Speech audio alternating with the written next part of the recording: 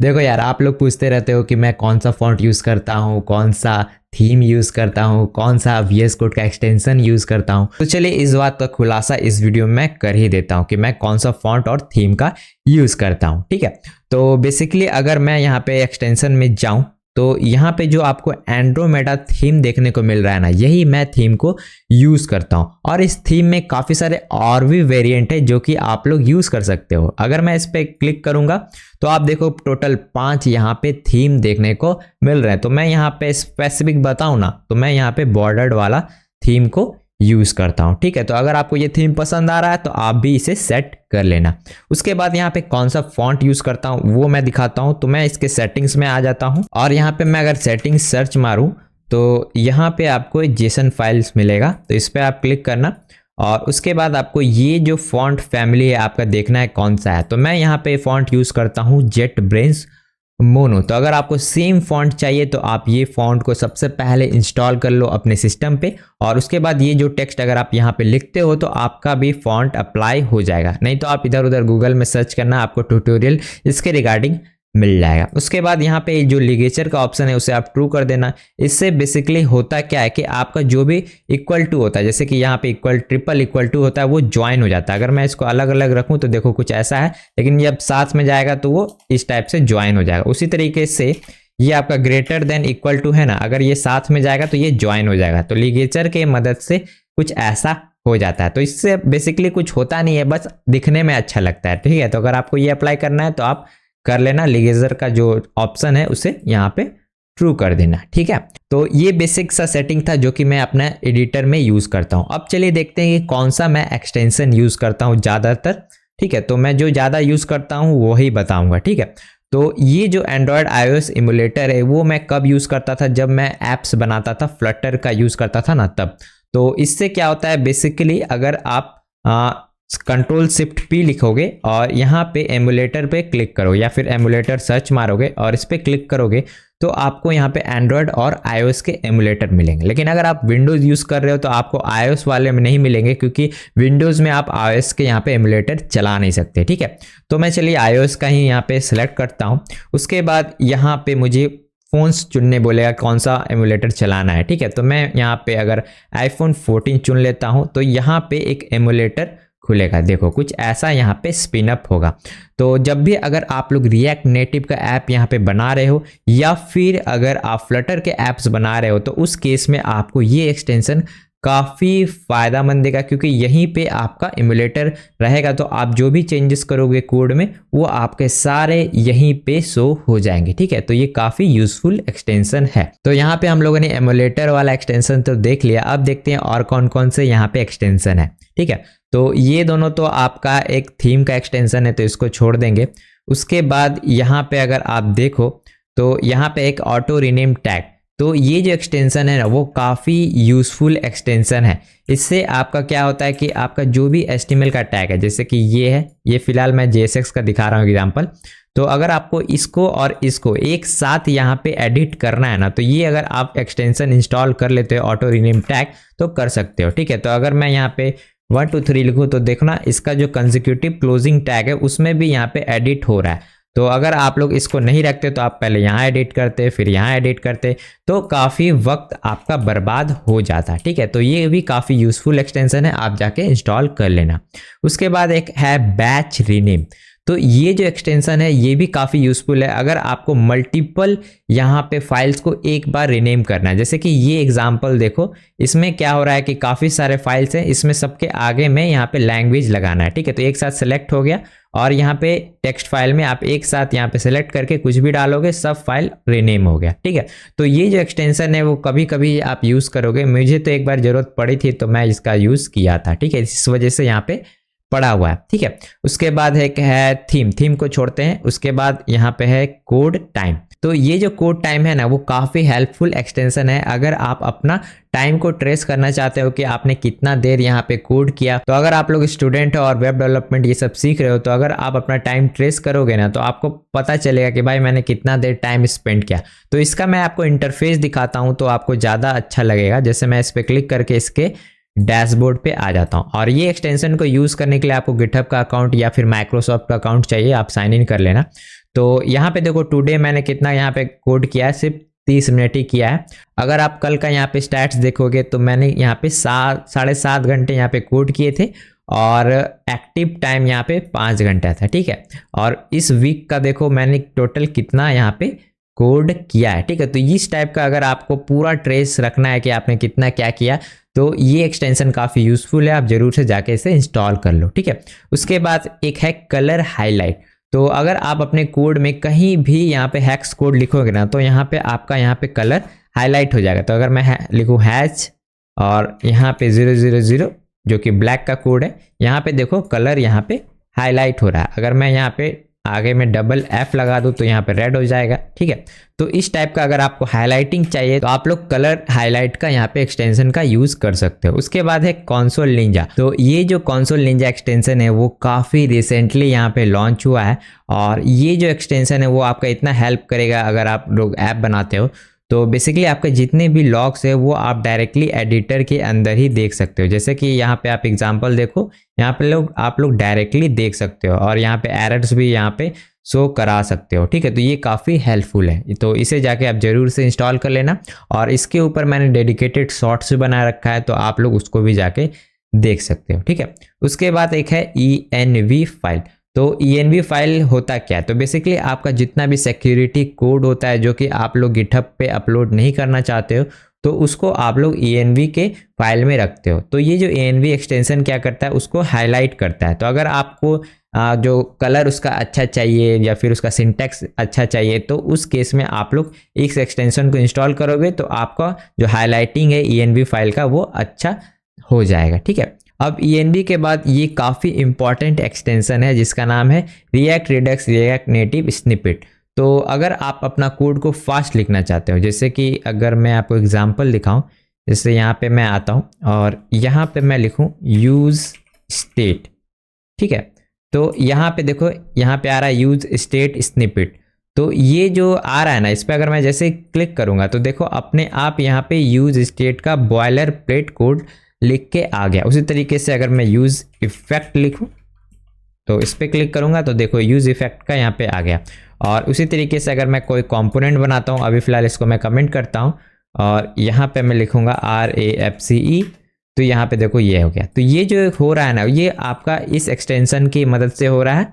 इसकी मदद से, ये वाला स्निपेट की वजह से, ठीक है। तो आपको इसका अगर स्निपेट देखना है कि क्या से क्या होता है, तो अगर आप इसके नीचे जाओगे तो यहाँ पे स्निपेट का टैब है, इस पर क्लिक करना और आपको सारे स्निपेट का जो शॉर्टकट है यहाँ पे मिल जाएगा। तो अगर आपको इंपोर्ट स्टेटमेंट लिखना है तो IMP लिखो तो ये अपने आप लिखा जाएगा, IMN लिखो तो ये ऐसा कुछ लिखाएगा। तो ये शॉर्टकट से आप लोग प्रो डेवलपर बन जाओगे और फटाफट आपका सारा कुछ लिखा जाएगा, ठीक है।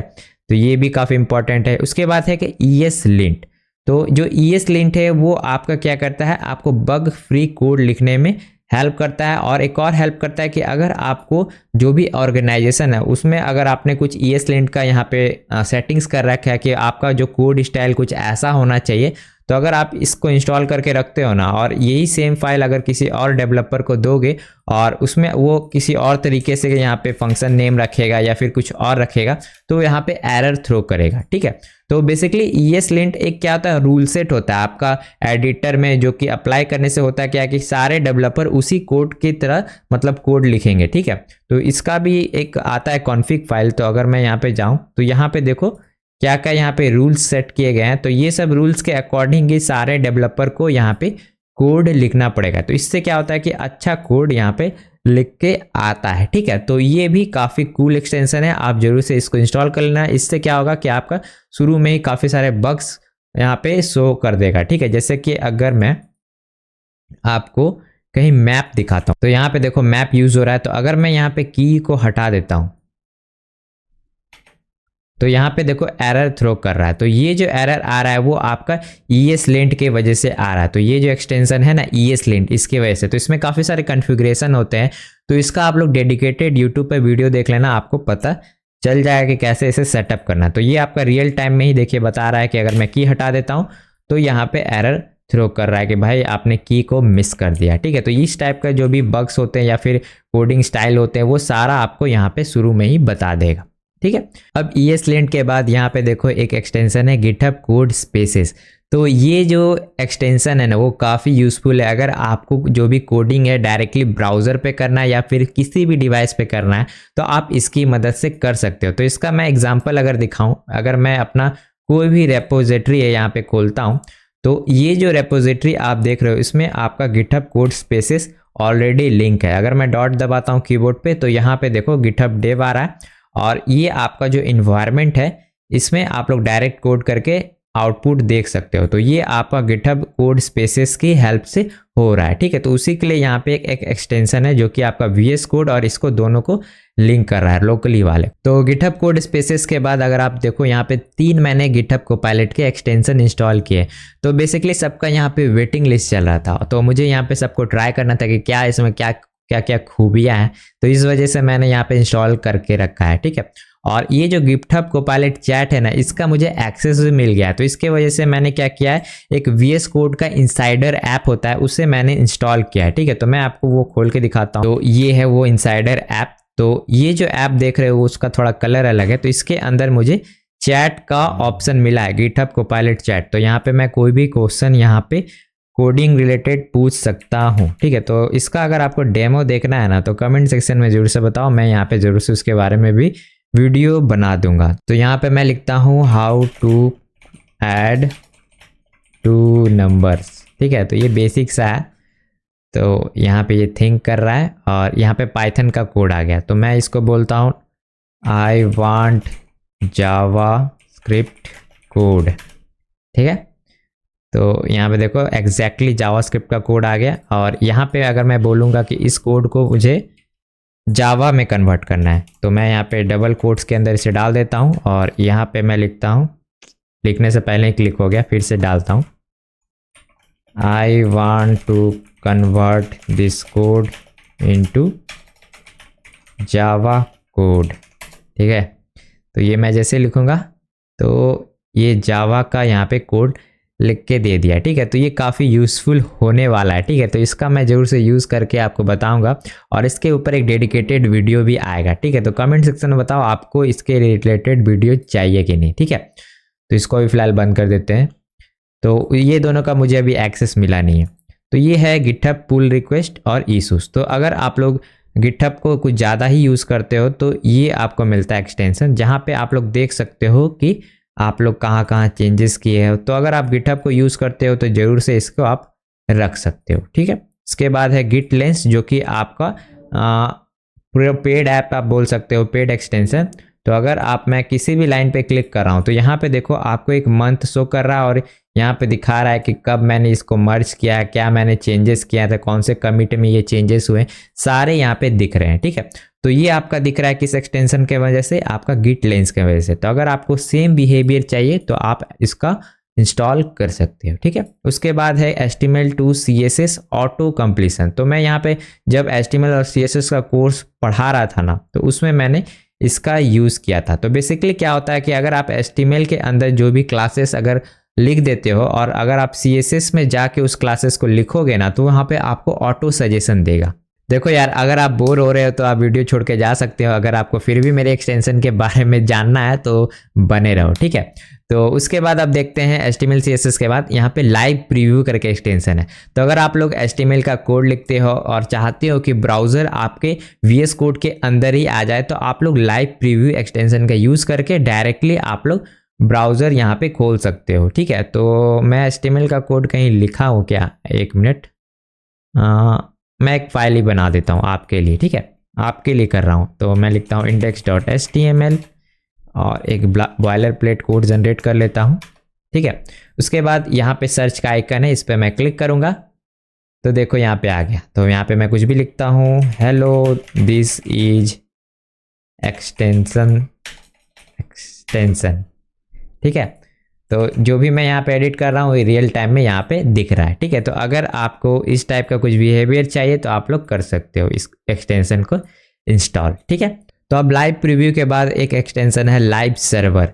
तो ये एक्सटेंशन क्या करता है, तो बेसिकली अगर आपको HTML और CSS का कोड करना है तो ये आपको एक लोकल सर्वर क्रिएट करके देगा और जैसे ही आप लोग Ctrl+S करके अपने फाइल को सेव करोगे तो रियल टाइम में आपके जितने भी चेंजेस है वो आपके ब्राउज़र पे शो करते हैं इस एक्सटेंशन की मदद से। उसके बाद है एक लाइव शेयर।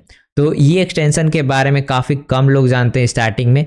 तो बेसिकली इसके थ्रू से आप क्या कर सकते हो, अपने फ्रेंड के साथ साथ में कोड कर सकते हो। ठीक है, तो अगर आपको चाहिए कि इसके ऊपर मैं एक डेडिकेटेड वीडियो बनाऊं कि कैसे इसे यूज़ करना है, तो आप कमेंट सेक्शन में बताना। तो बेसिकली एक कोलैबोरेशन के लिए यूज़ होता है कि अगर आप 2-3 फ्रेंड सोच रहे हैं कि एक साथ एक ही फाइल में काम करना चाहते हो और बात करके सब कुछ करना चाहते हो, तो आप लोग लाइव शेयर का यूज़ कर सकते हो। ठीक है, उसके बाद है एक मार्कडाउन प्रीव्यू इन्हेंसर। तो अगर आप लोग कोई मार्कडाउन फाइल बनाते हो, जैसे कि मैं यहीं पे एक फाइल बना लेता हूँ text.md, ये मार्कडाउन फाइल है और यहाँ पे मैं एक हेडिंग टैग लिखता हूँ, दिस इज हेडिंग टैग। ठीक है, और अब मैं क्या करूँगा, Ctrl+Shift+P लिखूंगा और मार्कडाउन लिखूंगा, ओपन प्रीव्यू। ठीक है, तो जैसे लिखूंगा तो यहाँ पे मुझे प्रीव्यू दिखेगा और मैं इसको साइड बाय साइड कर लेता हूँ और इसका जो प्रीव्यू आप लोग यहीं पे देख सकते हो। तो अगर मैं यहाँ पे एक लिस्ट बनाऊँ, डेवलपर, इसके बाद ड्राइवर, तो इस टाइप से आप लोग मार्कडाउन का जो प्रीव्यू है इस एक्सटेंशन की मदद से देख सकते हो। कौन सा, मार्कडाउन प्रीव्यू। ठीक है, तो इस फाइल को मैं उड़ा देता हूँ, इसकी ज़रूरत नहीं है। और उसके बाद एक मटेरियल आइकन थीम। तो ये क्या करता है, तो अगर आपको इस टाइप का आइकन चाहिए, जैसे कि अगर मैं सर्वर का कोई फाइल बनाता हूँ तो यहाँ पे देखो सर्वर का आइकन है, उसी तरीके जावास्क्रिप्ट के लिए अलग आइकन आ रहा है, गिट इग्नोर के लिए आइकन है, फिर VS कोड का आइकन है। तो ये जो भी आइकन्स आ रहे हैं ना, ये आपका मटेरियल आइकन थीम से आ रहा है। तो आप लोग इस आइकन पैकेज को इंस्टॉल करोगे तो आपका भी कुछ ऐसा ही लुक आएगा बगल में। ठीक है, इसके बाद है मल्टीपल केस प्रिजर्व। तो ये क्या करता है, तो ये भी काफ़ी यूज़फुल है। अगर मैं जाऊँ सर्च में और यहाँ पे मैं क्या करता हूँ, 2 टेक्स्ट लिखता हूँ, एक लिखता हूँ सर्च और दूसरा लिखता हूँ कैपिटल सर्च। ठीक है, और यहाँ पे मैं अगर Ctrl+D प्रेस करूँ और अब मैं एडिट करूँगा और मैं यहाँ पे लिखूँगा A, तो देखना यहाँ पे आपका जो भी केस है वहाँ पे प्रिजर्व रह रहा है। तो यहाँ पे जो छोटा था वो छोटा है, यहाँ पे बड़ा है सो बड़ा है। तो ये काफ़ी हैंडी होता है जब भी आप लोग काफ़ी सारे रीनेम करते हो अपने कोड बेस में। तो ये एक्सटेंशन मस्ट है, आप लोग जरूर से इसे इंस्टॉल कर लेना, मल्टीपल कर्सर केस प्रिजर्व। ठीक है, इसके बाद एक एक्सटेंशन मैं यूज़ करता हूँ जिसका नाम है paste JSON as a code. तो अगर आप लोग टाइपस्क्रिप्ट का यहाँ पे टाइप्स जनरेट करना है आपको कोई भी API के थ्रू, तो आप लोग इसका यूज़ कर सकते हो। तो इसको कैसे यूज़ करते हैं उसका मैं एक बार आपको एग्जांपल दिखा देता हूँ। तो मैं कोई सा भी API ले लेता हूँ ये। ठीक है, तो यहाँ पे पूरा एक रिस्पॉन्स है, तो मैं पूरा रिस्पॉन्स को यहाँ पे कॉपी करता हूँ। इसके बाद मैं एक फाइल बना लेता हूँ टाइपस्क्रिप्ट का, कहीं भी बना लेते हैं, यहीं पे बनाते हैं। ठीक है, तो न्यू लिखते हैं और लिखते हैं types.ts और यहाँ पे पेस्ट कर देते हैं ये पूरा जो भी रिस्पॉन्स था। ठीक है, इसके बाद मैं Ctrl+Alt सेलेक्ट करूँगा और यहाँ पे मैं लिखूँगा Ctrl+Shift+P और यहाँ पे सिंपल लिखेंगे कॉपी। ठीक है, इसके बाद कॉपी करने के बाद वापस से मैं क्या करूँगा, इसको पूरा डिलीट कर दूँगा और वापस लिखूँगा Ctrl+Shift+P और यहाँ पे कोड। तो paste JSON as a code आपको टाइप करना है। तो जैसे ही आप इसको लिखोगे तो यहाँ पे पूछेगा कि टाइप का नाम क्या रखना है, तो मैं लिखता हूँ कमेंट। तो आई कमेंट रखते हैं, आई कमेंट। तो यहाँ पे देखो टाइप जनरेट होके आ गया। ठीक है, तो इस तरीके से आपको कुछ लंबा टाइप जनरेट करना है ना, तो ये एक्सटेंशन काफ़ी हेल्पफुल पड़ता है। ठीक है, तो इसको मैंने रखा है। इसके बाद है एक प्रीटियर। तो प्रीटियर आपका हर वीडियो में आपको मैंने बताया है कि ये काफ़ी यूज़फुल है। तो अगर मैं कोई भी अपना यहाँ पे जो स्ट्रक्चर होता हूँ कोड का यहाँ पे ख़राब करता हूँ और मैं सेव करता हूँ, तो देखो यहाँ पे ऑटोमेटिक वापस सब अपने जगह पे पहुँच गए। ठीक है, तो ये जो फॉर्मेट हो रहा है ना, ये आपका हो किसके वजह से रह रहा है, प्रीटियर एक्सटेंशन की मदद से। ठीक है, तो ये भी आपको रखना होगा अगर आपको कोडिंग वोडिंग करना है तो। ठीक है, इसके बाद है प्रीटी टाइपस्क्रिप्ट एरर। तो आपका जो भी टाइपस्क्रिप्ट का एरर अगर आपको सुंदर तरीके से दिखाना है ना, तो आप इसका यूज़ कर सकते हो। तो अगर मैं कोई टाइपस्क्रिप्ट का एरर कैसे जनरेट करूँ, यहीं पे कुछ लिखते हैं। ठीक है, यहाँ पे मैं पास कर देता हूँ एरर के अंदर एरर। तो यहाँ पे देखो एरर आ रहा है और यहाँ पे देखो अगर ऑर्डिनरी एरर होता तो कुछ ऐसा दिखता, ठीक है। लेकिन अगर मैंने ये एक्सटेंशन इंस्टॉल करके रखा है ना, प्रीटी टाइपस्क्रिप्ट एरर, तो अब देखना यहाँ पे इस टाइप से कुछ सुंदर यहाँ पे एरर मैसेजेस आ रहे हैं कि भाई इस टाइप का आपका एरर है, ये असाइन नहीं हो सकता। तो इसको हटा देते हैं। तो आपको भी अपना टाइपस्क्रिप्ट का एरर को अच्छा दिखाना है तो आप ये एक्सटेंशन यूज़ करो। इसके बाद एक प्रिज्मा है, जो कि मैं जो प्रिज्मा डीबी होता है ना, उसका जो सिंटेक्स हाईलाइटिंग के लिए इसको यूज़ करता हूँ, ठीक है। इसको हटा देते हैं। इसके बाद है पिक्सल टू रैम, तो ये भी काफ़ी इंपॉर्टेंट एक्सटेंशन है। तो अगर आपका कोई पिक्सल का वैल्यू, जैसे कि मैं यहाँ पे 20 पिक्सल लिखता हूँ, ठीक है, तो इसको मुझे रैम में कन्वर्ट करना है, ठीक है। तो मैंने एक शॉर्टकट क्रिएट कर रखा है, तो अगर मैं इस पर क्लिक करता हूँ तो देखिए रैम में कन्वर्ट हो गया, और वापस मैं इस पर क्लिक करूँगा तो ये पिक्सल में हो गया। तो अगर आपको पिक्सल से रैम, रैम से पिक्सल ऐसा कुछ करना है तो आप ये वाला एक्सटेंशन कर लो, पिक्सल टू रैम RPX से। ये अजीब नाम है, आप सिंपल देख के टाइप कर लेना। उसके बाद अगर आपको SVG का प्रीव्यू देखना है तो ये SVG एक्सटेंशन है। तो ये मैं काफ़ी यूज़ करता हूँ क्योंकि मेरे फाइल्स में काफ़ी सारे SVG होंगे शायद। अगर मैं पब्लिक में जाऊँ, नहीं है क्या, इसमें तो होना चाहिए था, हाँ यहाँ पे। तो इस पर मैं अगर प्रीव्यू पे क्लिक करता हूँ तो यहाँ पे देखो प्रीव्यू SVG का शो हो रहा है, तो वो उस एक्सटेंशन की मदद से हो रहा है, ठीक है। तो अगर आपको भी प्रीव्यू देखना है तो ये एक्सटेंशन कर लेना। उसके बाद एक टैब आउट, तो ये एक्सटेंशन काफ़ी यूज़फुल है और मैं इसे हर बार यूज़ करता ही हूँ कोड करते वक्त। तो ये क्या करता है काम, मैं थोड़ा दिखा देता हूँ इसका यूज़ केस। जैसे कि यहाँ पे मैं लिखता हूँ कॉन्स्ट लोकल वेयर, ठीक है, और मैं यहाँ पे मान लीजिए ये डबल कोट्स डाला हूँ। तो मुझे क्या करना है, बिना एरो की के इसके बाहर निकलना है। तो कैसे करूँगा, तो मैं अगर मैं टैब दबाऊंगा तो इसके बाहर आ गया।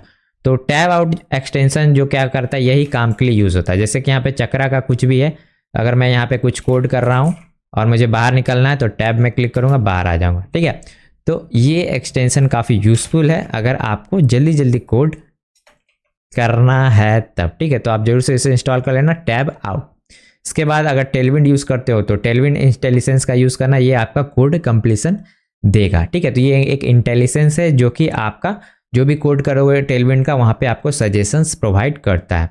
इसके बाद है VS कोड फेकर, तो अगर आपको फेक डेटा यहाँ पे लिखवाना है, जैसे कि किसी का नेम यहाँ पे लिखना है, तो यहाँ पे मैं लिखूंगा कॉन्स्ट फर्स्ट नेम, ठीक है, और मैं Ctrl+Shift भी लिखूंगा और फर्स्ट नेम लिखूंगा, या फिर मैं लिखूंगा फेकर और उसके बाद नेम। और जैसे ही मैं इस पर क्लिक करूंगा और फर्स्ट नेम क्लिक करते हैं तो यहाँ पे देखो नेम जनरेट होके आ गया, ठीक है।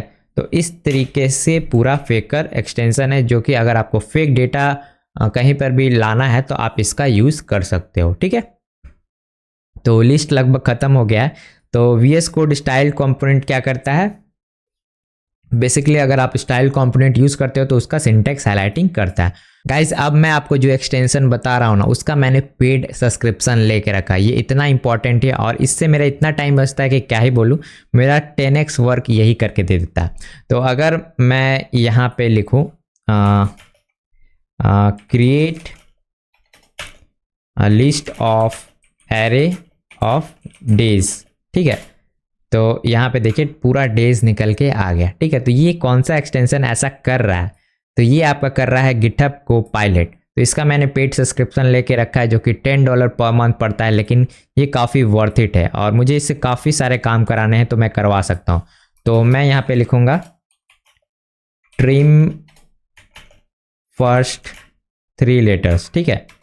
तो यहाँ पे देखिए एक फंक्शन भी आ गया और इसको मैं बोलता हूँ कि इसके पीछे अपेंड कर दो current day, append current date to each day, ठीक है। तो यहाँ पे देखो पूरा कोड लिखा के आ रहा है, बस मुझे टैप टैप करते जाना है और यहाँ पे अपेंड होके आ गया, ठीक है। तो ये देखो कितना फास्ट आपका काम करेगा। तो अगर आपको सब कुछ आता है कोडिंग वोडिंग में ना, तो आप इसके थ्रू अगर कोड करते हो तो आपका लिखने का जो टेंशन है वो तो सॉल्व हो ही जाएगा और इससे और भी काफ़ी सारे ऑटो सजेशन मिलते हैं। तो कभी कभी क्या होता है कोई कोड समझ में नहीं आता है ना, तो उसका यूज़ करके आप लोग कर सकते हो, ठीक है। तो गिटहब कोपायलट अगर आप इंस्टॉल करते हो तो आपको एक और चीज़ मिलता है, ठीक है। अगर मैं यहाँ पे दिखाऊँ आपको गिटहब कोपायलट लैब्स, तो ये क्या करता है आपका, अगर आपको कोई कोड को चेंज करना है तो आप इसमें कर सकते हो। तो एक बार विंडो को रिलोड कर देता हूँ। तो जो गिटहब कोपायलट चैट है, इसमें अगर आपको कुछ पूछना है कि भाई ये कोड करता क्या है, तो आप वो करवा सकते हो, ठीक है। तो अगर मैं कमेंट लिखवाना चाहता हूँ यहाँ पे, तो मैं इसको सेलेक्ट करता हूँ और यहाँ पे ये नहीं एग्जांपल लेते हैं, कुछ अच्छा लेते हैं तो ज़्यादा समझ में आएगा। तो मैं बैकएंड का कोड लेता हूँ, बैकएंड में चलते हैं, सर्वर होगा कहीं। चलिए मैं आ गया अपना सर्वर का पेज पे, ठीक है। तो मैं चाहता हूँ कि इसमें कोड कमेंट लिखा हुआ रहे। अभी फ़िलहाल इसमें कोई कोड कमेंट है नहीं ना, तो मैं यहाँ पे लैब खोल लेता हूँ और यहाँ से यहाँ तक पूरा सर्च करता हूँ, ठीक है। उसके बाद यहाँ पे मैं लिखता हूँ लिस्ट स्टेप, ठीक है। तो जैसे ही मैं इस पर क्लिक करूँगा तो आप देख रहे हैं यहाँ पे स्टेप्स लिख के ऑटोमेटिक यहाँ पे आ जाएंगे। देखते हैं इस काम करता है कि नहीं। हाँ देखो, तो यहाँ पे दिखा रहा है स्टेप 1 में ये करना है, स्टेप 2 में ये हो रहा है, ठीक है। तो इस तरीके से अगर आपको स्टेप्स लिखवाने हैं तो आप लोग गिटहब कोपायलट लैब्स का यूज़ कर सकते हो। तो अभी मैं फ़िलहाल हटा देता हूँ, ये उतने अच्छे तरीके से काम नहीं करता है, काफ़ी सारे एरर्स भी प्रोड्यूस कर देता है। तो अगर आपको जावास्क्रिप्ट को टाइप्स जनरेट करना है तो आप लोग करवा सकते हो। जैसे कि अगर मैं यहाँ पे एक स्ट्रिंग बनाता हूँ, कॉन्स्ट नंबर ही करते हैं, ठीक है, नंबर 5। तो इसका मुझे टाइप्स जनरेट करना है, तो इसको मैं सेलेक्ट करूँगा और ऐड टाइप्स पे क्लिक करूँगा। फिर से सेलेक्ट करते हैं, हाँ। तो यहाँ पे देखो टाइप्स जनरेट हो गए, ठीक है। तो अगर आपको ऑटोमेटिक टाइप्स जनरेट करवाना है तो आप ये कर सकते हो। और अगर आपको कोई कोड समझ में नहीं आ रहा तो उस कोड को रीडेबल बनाना तो ये भी कर सकते हो और डिबगिंग भी कर सकते हो, ठीक है। तो ये आपका टूल्स मिलता है गिटहब कोपायलट का, जो कि काफ़ी यूज़फुल है। तो अभी फ़िलहाल मैं इसका यूज़ कर रहा हूँ और काफ़ी सारे टूल उतने अच्छे से काम नहीं करते, लेकिन अगर आपको एक्सपीरियंस है कोडिंग वोडिंग का ना पहले से, तो आप लोग इसको अच्छे से यूज़ कर पाओगे, ठीक है। अब मैं आपसे एक सवाल पूछता हूँ कि इन जितना भी एक्सटेंशन मैंने बताया ना, इसमें से आप कौन सा यहाँ पे इंस्टॉल करोगे। जो भी इंस्टॉल करोगे भाई उसका कमेंट में जाके लिख देना कि मैं ये एक्सटेंशन में इंस्टॉल करने वाला हूँ क्योंकि ये मुझे काफ़ी पसंद आया है, ठीक है। तो अगर आपको और भी एक्सटेंशन देखने हैं कि और भी क्या क्या अच्छे अच्छे एक्सटेंशन है तो उसके ऊपर भी वीडियो देखना है तो भाई कमेंट्स में वो भी बता दो, मैं उसके ऊपर भी वीडियो बना दूंगा, ठीक है। तो मैं मिलता हूँ आपसे नेक्स्ट वीडियो के साथ, तब तक के लिए बाय बाय।